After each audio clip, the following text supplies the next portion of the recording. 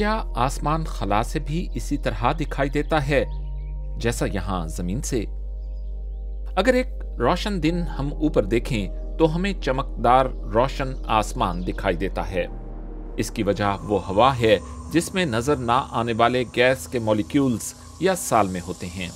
जब सूरज की किरणें हवा में दाखिल होती हैं तो ये मॉलिक्यूल्स सूरज की रोशनी में मौजूद नीले रंग के हिस्से को हर तरफ बिखेर देते हैं।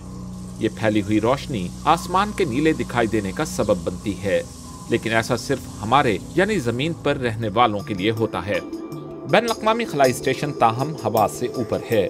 जब खलाबाज खिड़की से बाहर आसमान को देखते हैं तो ऐसा कहा जा सकता है कि जैसे वो आसमान को ऊपर से देख रहे हों।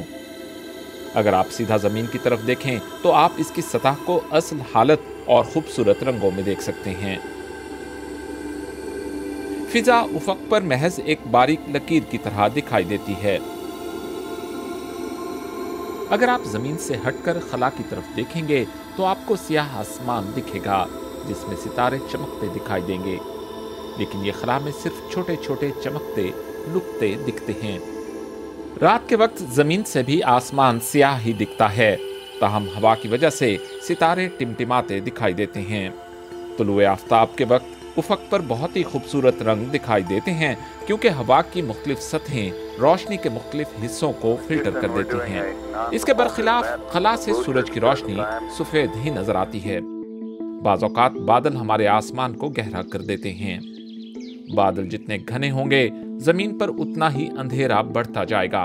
ऊपर से देखने पर बादल चमकदार दिखाई देते हैं क्योंकि सूरज उनके ऊपर चमक रहा होता है। मौसमी सैयारे जमीन के एक बड़े हिस्से को देख सकते हैं। वो रोशनी की मुख्तलिफ वेवलेंथ्स में हवा का तज्जिया करते हैं, ये देखने के लिए कि वहां दर्जा हरारत कितना है, क्या बादलों में पानी या बर्फ है, वो कितनी रफ्तार से हरकत कर रहे हैं, वगैरह वगैरह।